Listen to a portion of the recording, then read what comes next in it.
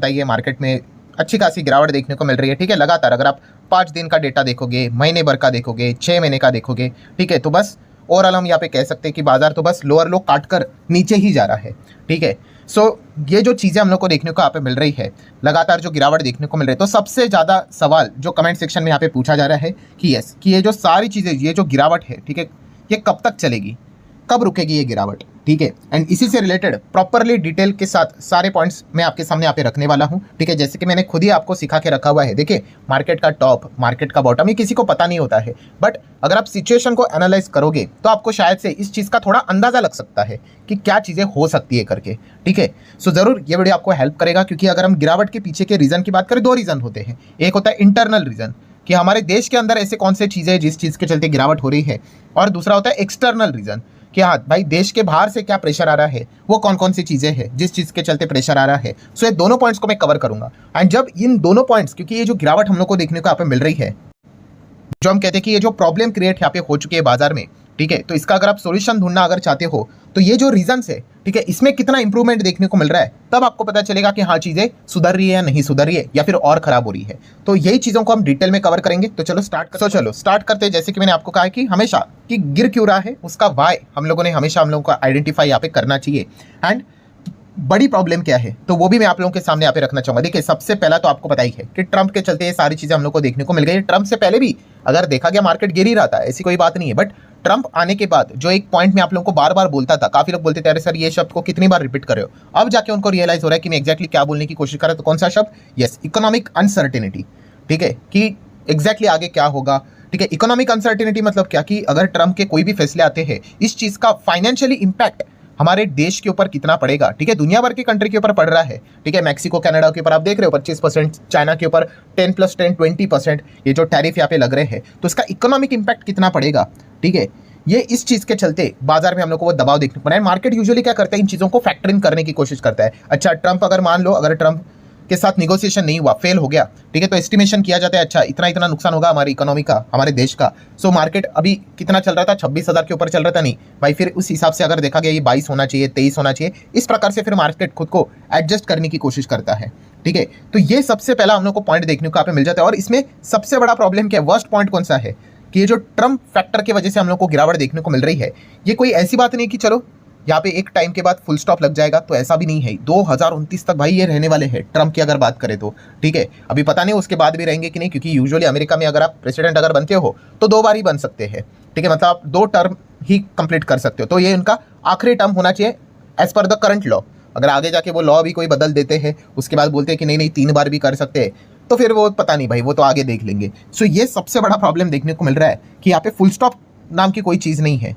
कि अभी फिलहाल क्या चल रहा है, वो रेसिप्रोकल टैरिफ की बात कर रहे हैं। 2 अप्रैल तक का डेडलाइन देके रखा हुआ है। सो अभी 2 अप्रैल से पहले बहुत बड़ा पैसा कोई लगाएगा नहीं लगाएगा, अभी ये देखने वाली बात है कि अमेरिका की ओर से, ट्रंप की ओर से क्या स्टेटमेंट आते हैं, उस हिसाब से मार्केट रिएक्ट करेगा। और ऐसे भी नहीं कि चलो 2 अप्रैल हो गया मतलब चलो बात खत्म करके, नहीं, उसके बाद भी अगर देखा गया तो कुछ ना कुछ वो अलग अलग चीज़ें यहाँ पे करवा सकते हैं। ठीक है, तो ये जो अनसर्टेनिटी क्रिएट यहाँ पे हुई है, ये सबसे बड़ा प्रॉब्लम है। ठीक है, ये पॉइंट पता होना चाहिए। ये लेवल्स कुछ नहीं होते दोस्तों, ये जो वहाँ से जो चीज़ें हो रही है वो कब तक चलेगी, यही आपको बताएगा कि बाजार में पेन कब तक रहेगा। एंड बहुत सारे लोग पूछते भी है कि सर ये ट्रंप चाहते क्या है। ऑब्वियसली वो बेस्ट डील फाइंड करना चाहते हैं खुद के कंट्री के हिसाब से, इलॉन मस्क का काम करवाना चाहते हैं, ईवी से रिलेटेड वो तो चीज़ है ही, टेस्ला आएगा, स्टारलिंक को लेकर भी कुछ ना कुछ बातचीत चल रही होगी। ठीक है, दैन अगर देखा गया दोस्तों तो डिफेंस डील करवाना चाहेंगे अमेरिका, और डिफेंस की बात ना हो ऐसा तो हो नहीं सकता। F-35 प्लेन बेचवाने की कोशिश वो जरूर करते होंगे। ठीक है, ये सारी चीज़ें वो करने की कोशिश यहाँ पे करेंगे। अगर ये चीज़ें मान ली तो ट्रंप बोलेंगे कि चलो कोई दिक्कत की बात नहीं, अगर ये नहीं मान ली तो फिर वो टैरिफ का खतरा तो है ही। तो इसी चीज़ के साथ अभी क्या करना है, हमारे जो गवर्नमेंट ऑफिशियल से उन्हीं को यहाँ पे डील यहाँ पे करना है। तो ये पहला प्रॉब्लम देखने को मिल रहा है। सेकंड प्रॉब्लम की अगर बात करें तो हम कह सकते हैं कि अमेरिका में जो जनरेट होने वाली है इन्फ्लेशन की, वो भी ट्रंप के चलते ही है। वहाँ के लोग भी परेशान है इस चीज़ को लेकर कि इन्फ्लेशन बढ़ेगा, तो आपको पता ही है पॉवेल जी के तो हाथ बंधे पड़े हुए हैं, फिर वो रेट को कट नहीं कर पाएंगे। अगर अमेरिका में रेट कट अगर नहीं होगा तो वहाँ से पैसा हमारे देश में आने के चांसेस, मतलब हमारा मतलब सिर्फ हमारा नहीं होता है, इमर्जिंग मार्केट में आने के चांसेस और कम हो जाते हैं। तो ये सब कुछ एक कास्ट कटिंग इंपैक्ट देखने को मिल जाता है। बट इस कास्ट कटिंग इंपैक्ट में पहला जो धक्का लगाने वाला है वो कौन है, वो ट्रंप के चलते ही चीज़ें देखने को यहाँ पे मिल जाती है। देन अगर बात करें तो FIs लगातार बिकॉल यहाँ पे कर रहे हैं, बिकॉज देखा गया तो डॉलर स्ट्रॉन्ग यहाँ पे हो रहा है और रुपये लगातार वीक हो रहा है। तो ये सारी चीज़ें तो हम लोग को देखने को यहाँ पे मिल ही रही है।